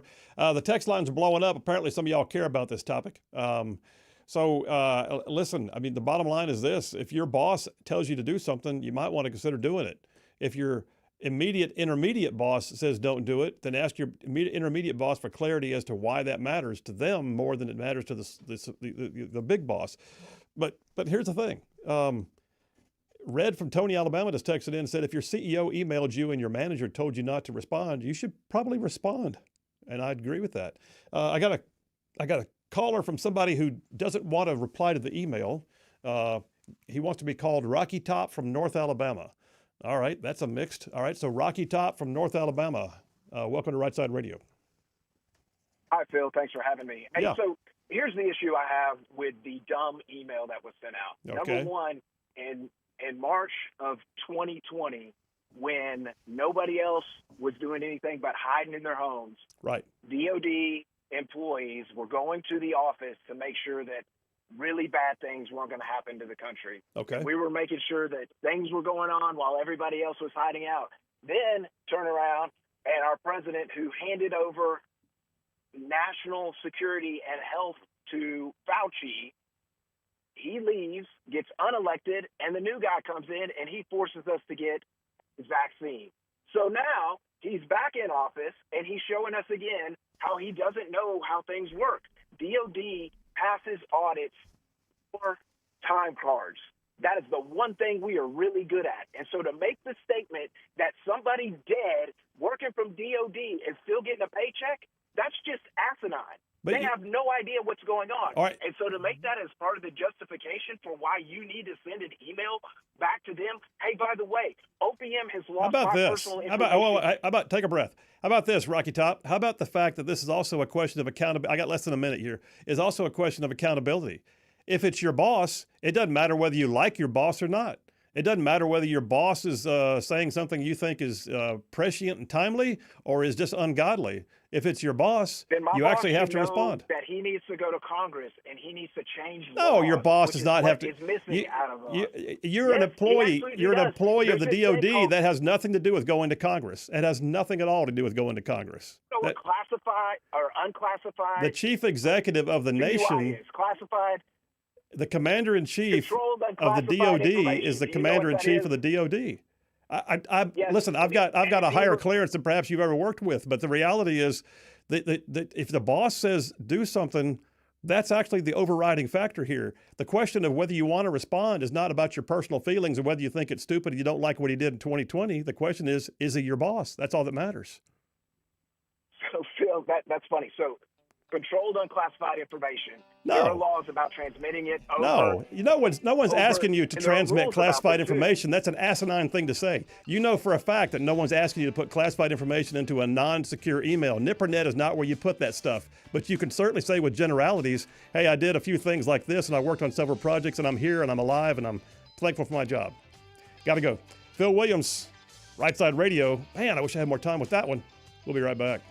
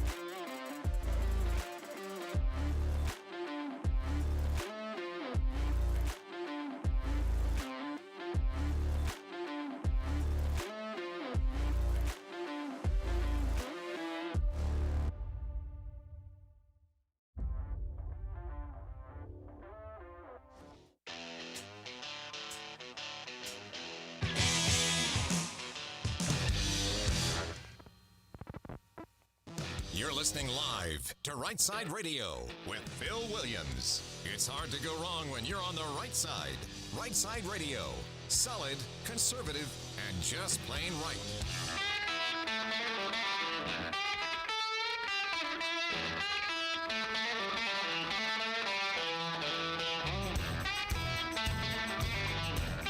Alabama and Tennessee syndicated news talk leader, Rightside Radio. Phil Williams here live in the Rightside studios. Man, we got the local, the state, the national covering down on all the issues. And oh yeah, like the dude just said, solid, conservative, and just plain right. Welcome to hour number 3 on a Taco Tuesday. Hour number 3 on a Taco Tuesday. Let me touch base on that call a moment ago. I kind of wish we'd had more time to unpack it. But the histrionics in that call, it was very obvious that they were not related to the frustration of how do I say what I need to say. They were directed at Trump. They were directed at, why would you bother recounting Fauci and 2020 and all the things if this wasn't really about the fact that you're bad because the big mean orange man got reelected? That's what you're mad about.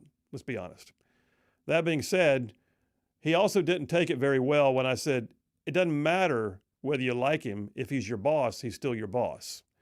And some people are saying, well, Musk is the one who sent the email. Well, how about this article right here from the AP that clearly indicates that Trump backs Musk on this effort? Okay.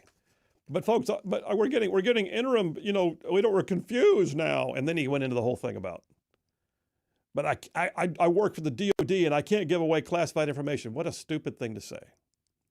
So let me just back up the street cred here that I believe I bring to the table. I had a TS-SCI for many years, spent time working in a SCIF in the Pentagon on what's known as SAP projects. Those are projects you have to get read onto individually. By the way, did I just tell you what I did? No. The fact that I did something is open source. What I did is closed source, right? So I can sit here and say to you, on any given week, I had a meeting with stakeholders on 3 separate projects. I prepared a slide deck for the commander to brief the Joint Chiefs on the efforts we are making in our department. I attended an outside meeting with whoever. And then I also attended a funeral at Arlington for a member of the Special Operations community who died overseas. I could say all that. Did I tell you anything classified? No. But you know what? I just told you what I did in a week. So get off your high horse. I don't care if you've got a clearance. Swallow your pride. Forget being mad about the fact that Trump won the election and somebody dared to ask what you do for a living. You're still on the government dole. I don't care what department you work in. Thank you for your service during COVID when a lot of people were at home. By the way, I wasn't at home. And just answer the friggin' email. It is really not rocket science. Why are they trying to make this hard? By the way, my text lines have blown up. So I guess I'm going to stay on those. I will tell you this.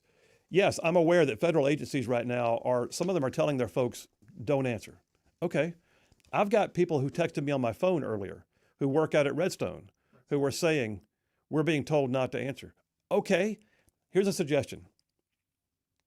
If your intermediate boss tells you that what the CEO told you is not valid, don't answer it. You're allowed to ask them why, and then suggest that, can we send something general?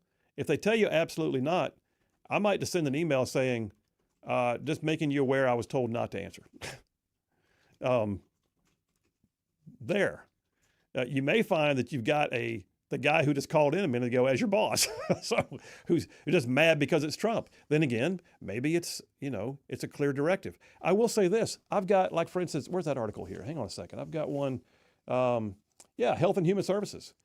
HHS has just responded to the OPM issue, saying, "What did you do last week?" and came out and told their people, "Do not respond with high-level information.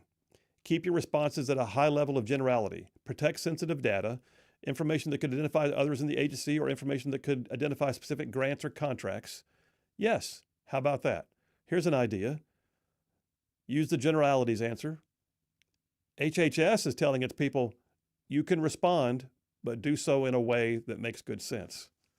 The last caller just felt like he had to respond in a way that made no sense. Well, you're smarter than that. I know you are. You got a clearance, right? I got a call on line 1 about this issue. This issue may go the rest of the show. Who knows? Mike from Huntsville. Hey, Mike, how are you? Yeah, hey, I'm good, Phil. That dude's a doofus. He's got an agenda. Look, I've had top secret too, but you know what? Elon has top secret. Point. He does. Yeah, I mean he has. Yeah, I mean he rescued people from space. He has a top secret clearance. What is this guy's beef? I can tell you what it is. He probably didn't do squat. So I'm thinking that, he's just part of the problem. You've got a deep state situation. I mean, who's over DOD, right? That's exactly right. The president's the commander-in-chief. Yep. The commander-in-chief is asking someone who also has a top-secret clearance to see what you did. Like you said, it isn't classified what you did. You're not giving any information that's even, official use only. Crazy. I think the whole thing. Mike, thanks for the call, brother. Appreciate you very much. I think the whole thing is being overblown. It's just that they're being asked. It's not that they have to respond and they don't know what to do. And how do I respond to something like that? I don't understand. The fact is they're being asked, and that makes them mad. And by the way, you know what I also know? There's a whole lot of federal government workers who are good, solid people who tend to vote conservative, or for the very least, don't care. And they all answered the email, and they're fine. How about that?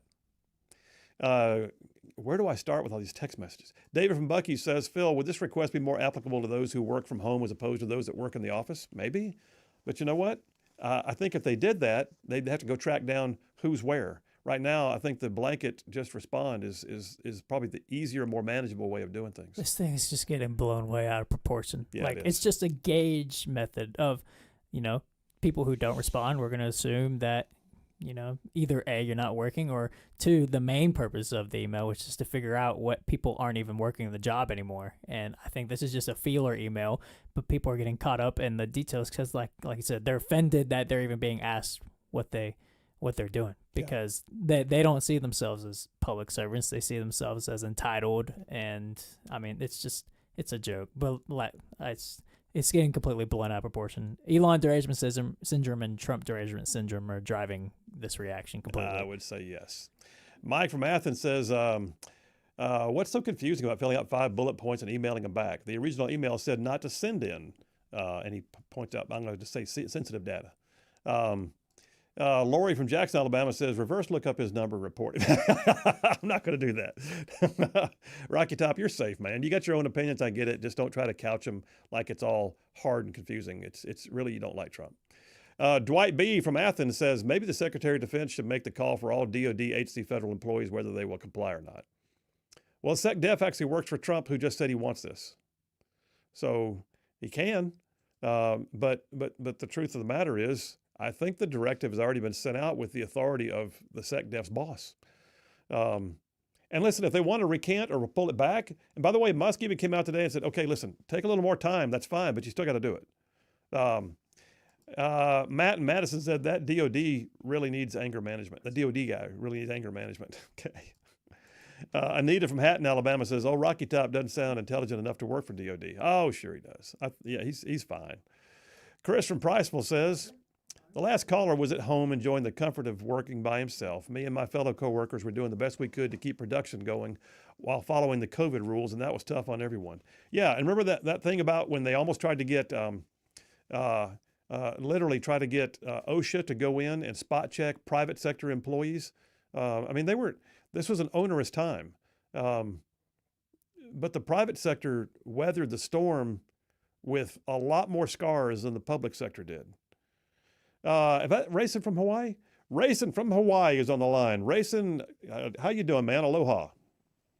Aloha, Brother Phil. Hey, man, what's going on? I have a question about the national debt. So can Doge go as far back as decades, as far as how much we've given foreign countries? Sure, Doge is doing audits. I mean, they're literally trying to find everything they can and either reconcile it or scarf it up. Awesome. I'm seeing that No, Go ahead. I'm sorry. I think that's game on, man. I think what they're looking at is a true money audit, and that's going to go back a number of years. Awesome. That's what I wanted to hear, brother. All right, God man. bless. Thank you very much Hey, for all you Racing, do. thanks so much, man. We appreciate you. Yes, Good to hear sir. from you. And by the way, he is really in Hawaii. I see his aloha comments on almost Oh, yeah. everything he posts. Appreciate Absolutely. it. Yeah, we swapped shirts one time. He sent us a Hawaiian shirt, and we sent him a Rightside shirt. Brian from Huntsville saying that last caller must be so far back in the Tennessee hills where the Presbyterians handle the snakes. Okay. He says, I have kin there. Chris from Starrett, Alabama also just said, some people's children. Bob from Madison said, I work as a contractor for Missile Defense Agency in the U.S. Ballistic Missile Defense System. My dad used to work out there for many years. Most of the government folks did not do a darn thing but tell the contractors what to do. It was sad. Not sure they knew how to do any of it, but we did. All right, Bob, appreciate you, man. Thanks for your service. Brand spanking new, by the way, Steve from Northwest Georgia. You know what? That's a WGOW out of Chattanooga guy right there. We appreciate you. And he says, I got a family member that's an air traffic controller, and they don't use government email. If it's not logged into once every 30 days, you get locked out. They had no problem sending the email and send it from a private email. So when they look at who sent the email or fire those who don't, are they just looking at government emails and saying no reply from this government email, they're fired? So here's the thing. Steve, great point. If there's a communication error and the person's on the job, and I don't think anybody's going to go in there and go off with their heads, and they're just all gone tomorrow. Just like receive a pink slip in the mail. What I think is going to happen is the management of that department is going to get a report showing how many did or did not respond, and that management is going to filter it back down through their own chains of command, and they're going to say, track these people down and give me a report by so-and-so date. And then it's going to pass back up the line. And in a matter of weeks, we're going to have a reconciliation. And then if somebody truly has, which is a little weird to me, Steve, that they do that with the emails thing, but if somebody truly has a non-government email for official purposes, and that's how they communicate, and the government email doesn't work, and I will tell you, I had a Montgomery email that didn't work, then it's possible. And what they'll do is they'll go, no, that guy's good. He's an air traffic controller. We need him. But oh, by the way, just so you know, air traffic controllers were already exempted from the terminations anyway. So that's not a problem. My gosh, Lisa from Huntsville says, I remember many things that the late, great Rush Limbaugh said. The government produces nothing. The whiners need to get a life. If a private sector job is not sacred, then government jobs shouldn't be either. Wow. Okay, I think it's a great place to go to a break. My word. I think we struck a nerve this one. I think like maybe every last nerve has been struck. I don't know if we can get to all these text messages. They keep on going. But we'll try. Phil from Rightside Radio is your man. All right, y'all stay tuned. We will be right back.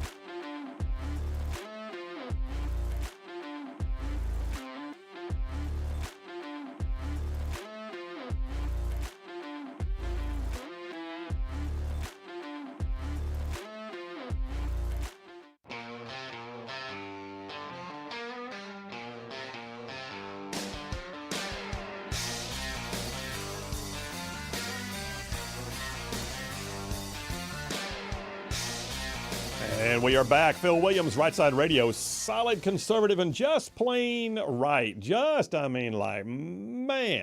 dropping truth bombs everywhere we go.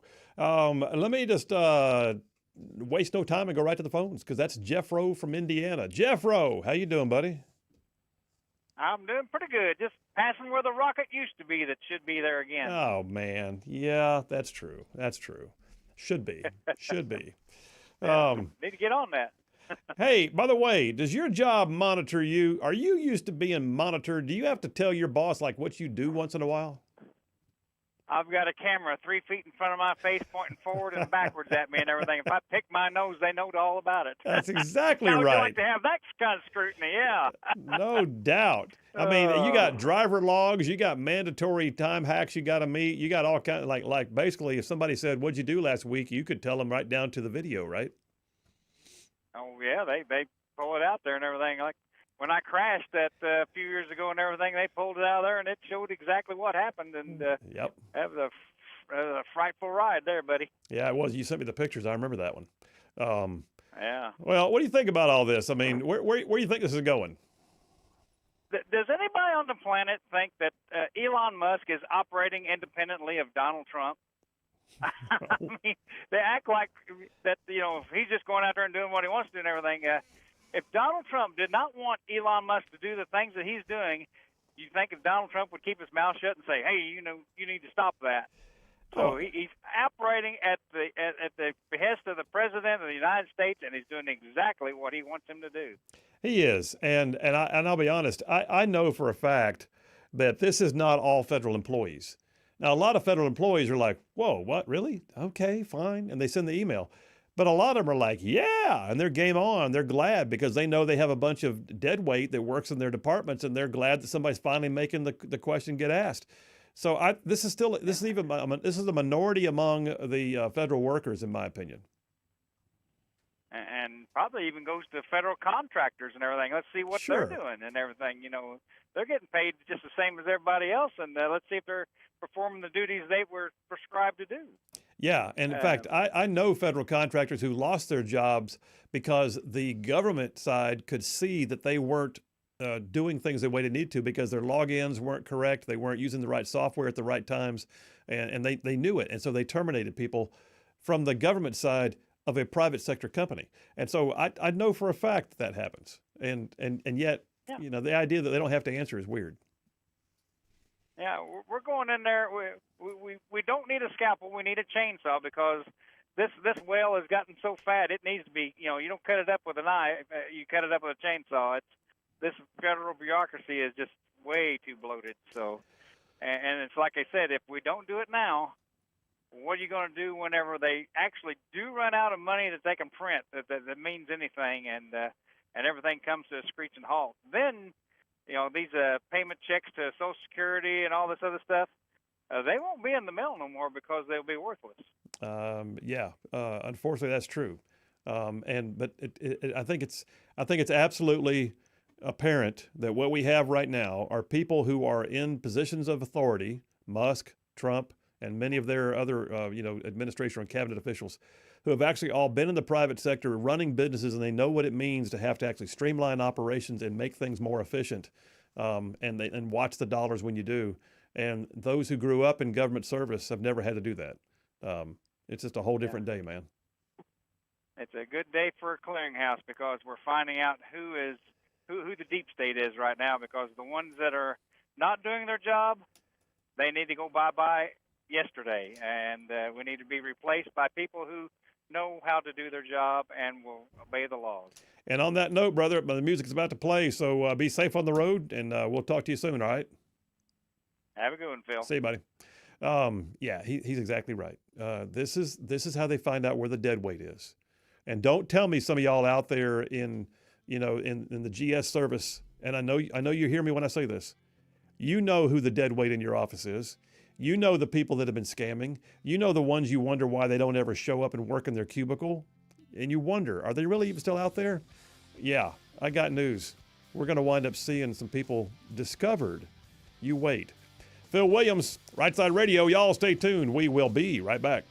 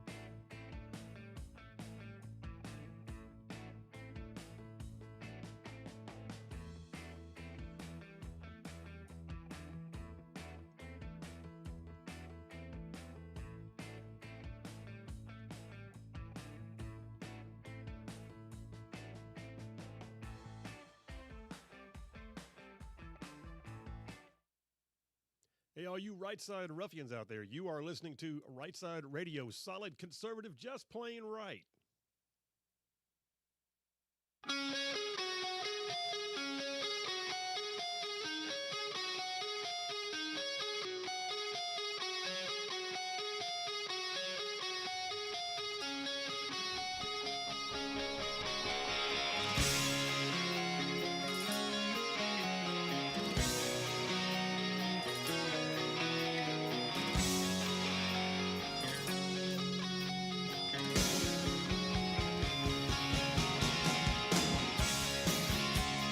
And we are back. Phil Williams, Rightside Radio. Solid conservative and just plain right. Just covering down on some major ground across the southeast U.S. of A. Y'all, I'm talking about this show. Goes from Huntsville back on over to Chattanooga, from Tuscaloosa back on over to Gadsden, all the way down to that prettiest little town on the plains called Auburn. And yes, even big old patches of Georgia and Mississippi thrown in just for good measure. All right, hey, yesterday you may recall, I'm changing gears, by the way. Yesterday you may recall we had a conversation, in-depth conversation, about the Alabama Department of Veterans Affairs legislation currently pending in the State House in Montgomery that would sort of retool the entire ADVA's leadership. Some veteran groups felt like they were being carved out. Other veteran groups are allegedly getting on board with it. It passed out of the Senate. It went down to the House. Veterans were going to gather today. And you may recall Troy the Ranger. I'm calling him Troy the Ranger. Troy the Ranger called in. He was one of the ones who was told that if they came down there to protest that bill, they would be arrested. So he's on the phone right now. Troy, I hope you're not calling me from jail. Phil, no. Rumors of my untimely demise are greatly exaggerated. Good to hear. Yeah, I'm back from my long range reconnaissance patrol in the Goat Hill, and it was not without a few moments of intrigue, but we'll discuss that in a minute. But well attended, well over 100, and it was a beautiful day. And there was a lot of legislators that stopped to listen. But, whether it has any lasting effect or any veracity upon their decisions going forward, that's yet to be determined. But what we've done is, again, we've activated Veteran Nation, and now we're going to go to phase 2 of this operation, which is going to be going to the field and getting out to these different posts and these different VSOs and just telling the truth about what this bill is. Well, so what kind of response did you get from legislators? Were there people just kind of giving you the stiff arm? Now we switch to the good stuff. So after it was over, I was contacted by the chief of security for the Senate, Miss Goulding, who's a wonderful lady, outstanding professional. Love her. She's very sweet. But she said the secretary of the Senate wanted to talk with me. So they usher me upstairs, and I bring my wife with me just in case she needs to witness anything. But I'm not too worried about it. But at any rate, we go up there, and I could tell that Pat Harris was very irate about an article that published down this way. I don't know if you saw the 1819 news article with Caleb Taylor on the incident yesterday of the alleged phone call. I did. It's a statewide article. They didn't like it, Phil. They didn't like the wording, and I stopped him. I listened to him for 5 minutes. I said, Mr. Secretary, so let me ask you something. I said, I want you to look at this number, and I want you to look at this number, and tell me what's different about it. Well, that one's got a 1 in front of it, the 334-850-244. I go, that is your chief of security. Do you recognize that number? Yes. I said, this number that purported to be from the governor's office, use that same number. I go, you got an OPSEC issue, sir. You've got someone, a bad actor that's either spoofed or ghosted one of your SIM cards, and they're using that now to try to discredit our movement. I said, this is your problem, not mine. I said, and I'm not being ugly, but what I told was the truth. And if you look, and he goes, okay, you're right, I've got a problem. So it was an interesting ending to that. And then I'm walking out. Well, let me ask you something real quick, though. I know Pat Harris personally. I worked with him for 8 years. So great guy. So the end result, though, is that did resolve itself. He addressed his issue, you addressed yours, and it resolved. It did, and Okay. I said, Pat, I appreciate what you're saying. No one was trying to bad talk anything about your office. I said, the truth of the matter is that phone number is what was appearing Okay. from the governor's office. So you got a deeper problem here. All right. And So, he took that, and I hooked him up with the other individual that was witness to the call. So hopefully they'll figure it out. But there's bad actors out there, obviously. We know that. well, so let me ask you this. We got to get a few more minutes here, but how did it go with legislators? Did you have any legislators approaching you on the issue? That's funny. Yep, that's my next step. As I'm walking out of the Pat Harris's office, I'm immediately intercepted by Ed Oliver and Representative Paschal, one of the co-sponsors on this bill, and they asked if we could talk. And I said, well, sure. And my first instinct was, that's all you do is talk. You talk, but you don't say anything. So anyways, I humored them, went in there, and I'll be honest with you. I think I pinned Ed Oliver's ears back. He kept going on about how he hoped that this bill would elevate the veracity and the strength of the commissioner of the ABVA by putting him on the governor's cabinet. I said, and he kept going about hoping and hoping. I said, stop. I said, General Wainwright was told by General MacArthur, hope is no strategy for victory. Stop talking to me in terms of hope. Tell me the real deal. And then I immediately jumped into where's the $7 million of ARPA funds and the allegations that they were used for matching funds from the Biden administration and taken away from the veterans. And I had them very uncomfortable. Paschal was trying to diffuse it, and I just said, listen, I got nothing more to say. You're operating under a guise of half-truths, and I'm not going to sit here. And he said, well, you come back and talk with me. I said, sure, I will. But I'm not optimistic. He said that they may table the bill, but I think he was telling me that to not go off on him. Well, they may table the bill. That would be interesting if they table the bill. If they table the bill, that means they don't have the votes. His exact words were, I'm not certain we have the votes. Now, my politicos up here tell me they do. Yeah. The whip's been busy. But, I'm sorry. I call it the way I see it. And if a man's telling me that he's got good intentions and all this stuff, then he probably doesn't. And he's trying to sell me how he's a team player and he wants Veteran Nation to understand he's a veteran. And I'm like, then you should know better. Well, so let me ask you this. Is there's a piece of one of the stories that I've got, it may have been the 1819 story, saying that a number of the major veterans service organizations like VFW, MOA, American Legion, that they're on board with the new bill and they're writing letters of support. What do you know about that? Here's what I know. That is OBE. It's been overtaken by events. MOA is definitely not on board with it. And I'm sitting here with Pete Ream from the South MOA. MOA is not signing off and supporting it. The DAV has backed out of it now, and all they're left with really is the VFW, the American Legion, and I believe Pete. Who's the other big three organization that's supporting it still?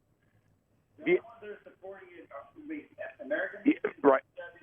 AMVET's the other one. Okay. AMVET pulled out. Okay, yeah. So we've been up here at Goat Hill all day. AMVET pulled out, so it's left with the big two there, Phil. Well, it's interesting. I mean, this is, by the way, what you're doing, and I'm going to speak about you for a second, even though you're on the phone.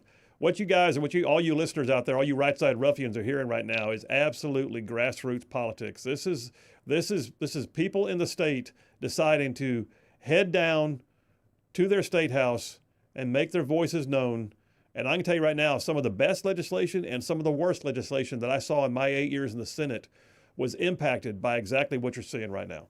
Sir, I want to tell you that I came away yesterday with you as a true fan of yours, and you've been very good to us, and we're not done yet. And I hope that we get together sometime and we can break bread and share swap some stories, and then strategize about the future of what's going on here in Alabama. It's just there's no honor amongst thieves, and there's a lot of thieves up here, and we aim to take them to task. Troy the Ranger. Rangers lead the way, right? Cool. All right, man. Lead the way. Yes, sir. All Hey, right. listen. Yeah. You're a Pathfinder. I'm a Pathfinder. I was looking at your bio. Absolutely. I got an EIB. I didn't see the EIB, so I'm not trying to one up you. But I got a combat infantry badge too. Get in the 'Cause front that's the leader mark of a rest. I'll man. talk to you later. That's the mark of a man. The mark of the man is the expert infantry badge. All right, man. You're a great American. See you, great buddy. American, brother. All Thanks. right, bye. Oh, that's hilarious. Call me out on my scare me badges. All right, well, he didn't specify if he was in jail or not. He may have been calling from jail and didn't. apparently he's not, unless he snuck in a cell phone. Yeah. So, yeah. Well, all right, listen. What you just heard, I'll say this for the next couple of minutes before we go to the break. What you just heard is exactly what I talk about on the show all the time. Set aside what the bill is. Talk about what they're doing.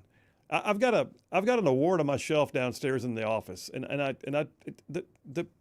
the thing itself is not big. I don't feel like I was a huge, player in it, but I've got an award that says thank you for making a difference. And all it is we had a bill in the legislature. No one really saw this bill coming. Just like right now, this Department of Veterans Affairs bill, nobody saw this bill really coming. It wasn't like the thing that was on the agenda and everyone, we're gonna do this for our constituents and all the talk and the meetings that took place before the session. But it has now arisen. Well, that bill that I got an award for, which a lot of people got the same award, it's a memento I keep on my shelf to remind me what grassroots politics can do. Because that was a bill, and that particular bill would require that insurance in the state of Alabama not exclude autism treatment. Sounds easy, right? No. Blue Cross did not want that bill. They did not want it. Now, there were some things they talked about that I understood their points. But in the end, what happened? Moms and dads and their autistic children showed up at the State House over and over again, walking the halls, talking to people, calling our offices, making themselves known. And when you've got a child, sitting there with their parents, and you can tell that child needs extra care, and the parents are saying, I can't get treatment. I pay X amount of thousands of dollars a year for my insurance, and they won't even treat my child, and that's the rest of it's coming out of my pocket. And you look at it and go, that is absolutely not right. Guess what we did? Moms and dads made a difference, and we passed that bill. We did. And yet it was a bill that nobody saw coming in advance. And so I say, if you got a need, a cause, a passion, go down to your state house and watch how the process works. And by the way, he mentioned Pat Harris. I understand why Pat Harris called him in. Pat Harris is a good guy. Go down there and meet him personally. I know why he called out Ed Oliver. He thinks Ed Oliver's wrong on this bill, and I think Ed Oliver's wrong on the bill. But the reality is he went down there and he sat in the office with Ed Oliver, and it wasn't always comfortable.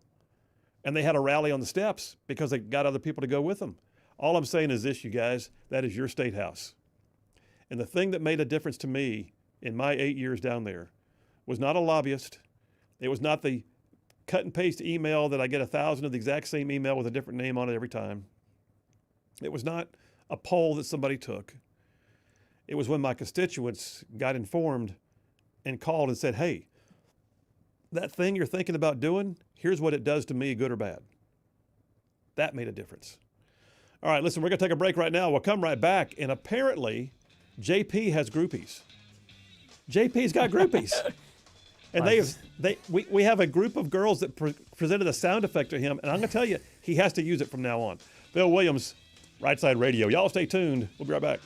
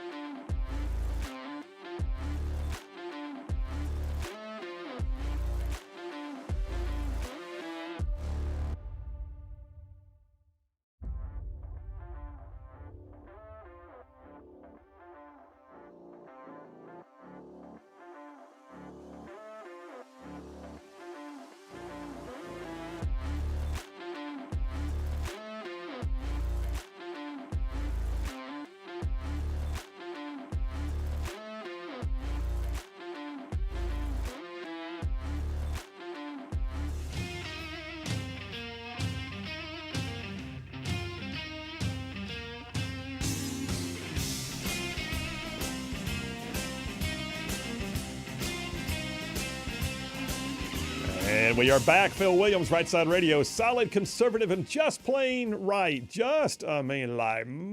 Making common sense like a superpower. Y'all, there are so many text messages. I know I won't be able to get to them all. I mean, I can see in the queue, I tell you, Britt from Athens, Shag Nasty the Atheist, Dan the Man from Huntsville, Matt from Madison, Marcus from Huntsville, a whole bunch of y'all. But I got to get to one. Julie Ruff from Marshall County, you are awesome. So Julie Ruff from Marshall County, you have just made JP's week. You know it's true. Don't you get all flustered over there? It's so what can I say? I gotta read this text. Julie Ruff from Marshall County sends in, JP, I have a soundbite for JP on sports. I visited my favorite university, which I believe is Auburn. I visited my favorite university this weekend, and I had some very sweet sorority girls lend their voices. This has video, but obviously it's all about the audio. You're welcome to use it across any platform. And they did a JP on sports. They did? Play it. How's it sound? I'll play it. JP on sports! I think this made your week. JP's got groupies. Hey, I'll let it slide that they're Auburn groupies. That's okay. Oh, you don't mind a bit. You got a bunch of sorority girls doing JP on sports. Okay, so here's how we usually do the intro to his segment on Friday of JP on sports. You ready? JP on sports. Okay, that's how we usually do it. Here's how we're going to do it from now on. Go for it. JP on sports! I like it. You know you do. Oh, yes, I do. That's awesome. Julie Ruff, thank you so much. And by the way, if you have the ability to convey to those ladies how much that was appreciated and the fact that it made his week, please do so. Wow. Are you blushing? I'm not blushing. No. Skibbity. No, I'm not. See, okay. Britt from Athens sent a text in. He goes, on a personal note, as a parent of a child diagnosed with autism, thank you for your work on that bill. Little things have big impacts, and that issue impacts our lives every day. Yeah, Britt, thank you, man. Appreciate you saying that. Every once in a while, I got a chance to be a part of something, and I knew it was going to make a difference. And so thank you for saying that, Britt, and I'm glad it does. John's got the grades in. JP gets an A- for his just okay performance. I got news. If you hit the grades in after we did the new JP on sports, it might be different. I think it's because I took a slide at Auburn during that may have been it. JP gets an A- for his just okay performance. Means today's winner is obviously Phil with an A++. Congratulations. He just got those grades in quick. I know. Like he must be busy. He's got clients there at the yard or something. He's got stuff to do. Yeah. Where do we go? Shag Nasty the Atheist says, apparently several things. He says, AP says most of the contracts Doge is canceling won't result in savings. Psh, smoke and mirrors, he says. Considering all the Nazi salutes, it's more like the Grand Wizard. And then he says, when Troy, I guess that's Troy the Ranger, gets his dominoes lined up and realizes the swamp is just the marriage of business and government that's been in place since the Reconstruction. Shag Nasty, come back to the light, man. Come back to the light. Dan the Man from Huntsville says, not concerned about a few questions, but what disgusts me is we hire or elect people to do oversight of these agencies, and when this corruption comes back to their 10-digit grid right before they go to prison, they should have every asset seized from them. No more 1,500-page bills passed in 15 minutes in the middle of the night while they lick their lips and pat their bellies. Wow. Dan the Man. Thank you very much. Matt from Madison sent me a book. I think that's for you to read later. So Dan the Man. It's just not a good idea to cut and paste an entire article from Newsweek or something. I don't know what this is, but thank you very much. I think it's one of those Facebook posts that are really long. Yeah. Okay. All right. Great. And then Marcus from Huntsville says every Sunday when I finish my weekend shift, I send a pass down to the week team detailing everything I accomplished, anything that's left open, any issues that arose during the weekend shift. I do this every week. Yeah, Marcus, and that's called accountability in real life, and thank you for doing it. Danny from Pinhook says any answer will work in the first phase. That's right, any answer. I'm here. I reported it on time. I brushed my teeth in the employees' break room. I exist. That's really all they're asking for. Dave H. from Huntsville says the OPM email response seems a pretty easy thing to do. And yes, there are people who have left the government and still have active email accounts. Bam, there you go. Play me some JP on sports again. Can you do it real quick? Just make them holler. JP on sports! Awesome. All right, listen. There are more of us than there are of them. God is still on his throne. Y'all stay in the fight. We'll see you tomorrow.